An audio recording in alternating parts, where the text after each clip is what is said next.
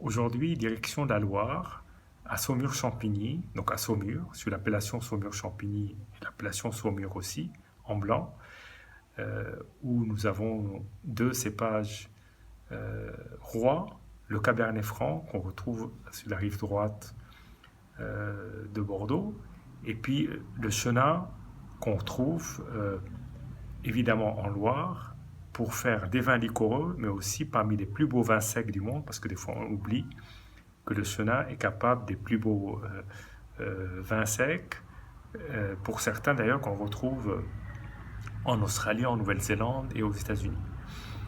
Aujourd'hui, donc, on va se concentrer sur le blanc. Alors, quand on pense à Saumur et Saumur-Champigny, on pense au domaine qui aujourd'hui est un des domaines phares de la viticulture française, qui est le Clos Rougeard. Et Clos Rougeard a été vendu il y a 3 ans à Martin Bouygues, donc il s'est payé un des plus beaux domaines de Loire. C'était 2 ans après le décès de Charlie Foucault, parce que Clos Rougeard, ce sont deux frères, Charlie et Nadi. Donc Charlie est décédé en 2015. Martin Bouygues a racheté le Clos Rougeard.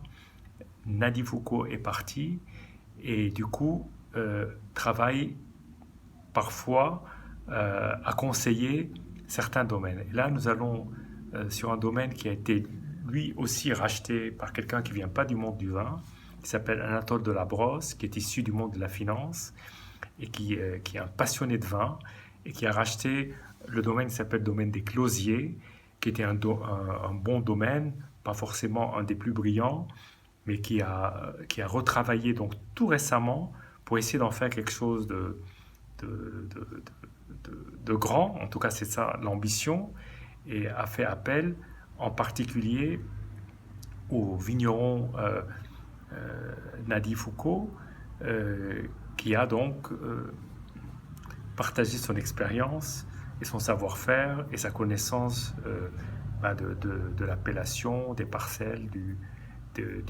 terroir très calcaire de ce coin. Et là, nous allons goûter ce que je pense être le premier millésime. Vous savez, j'aime bien les premiers millésimes, 2019, de la cuvée en blanc, qui donc s'appelle Allégorie. Voilà, donc Allégorie 2019, donc en saumure sec. Donc première dégustation, je viens d'ouvrir la bouteille. Donc une robe assez claire, or pâle, classique hein, pour un saumure. Premier nez légèrement citronné et floral. Donc citron, fleur, avec des senteurs de miel de fleurs, plutôt le côté floral miel.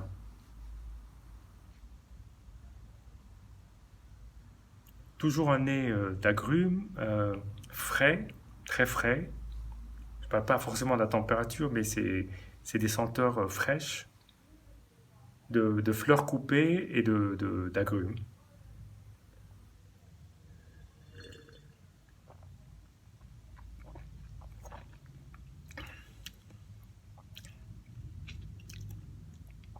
Très étonnant, très très étonnant. Très ample, très riche, en, non pas c'est très peu gras. Je pense pas riche au sens gras de certains vins blancs. Bien au contraire, c'est hyper nerveux, hyper sec, mais c'est riche au sens des flots de saveurs qu'on a en bouche. D'abord une attaque fraîche, florale, et tout de suite il y a ce- cette saveur d'agrumes là, qui remonte en bouche, qui donne une belle acidité et un beau développement, avec un côté crème pâtissière qui me fait penser à un millefeuille qui serait légèrement citronné. Et tout ça bien équilibré ensemble, c'est absolument une merveille. Je suis assez bluffé.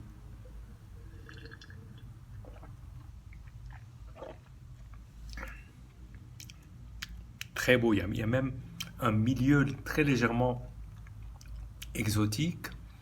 Et puis tout le reste avec cette espèce de citron très fin.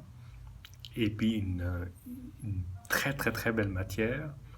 Alors, je suis très content d'avoir dégusté ce vin, d'autant plus je pense que ce vin est assez difficile à trouver. Mais en tout cas, si jamais vous tombez là-dessus, précipitez-vous. Superbe. À très bientôt.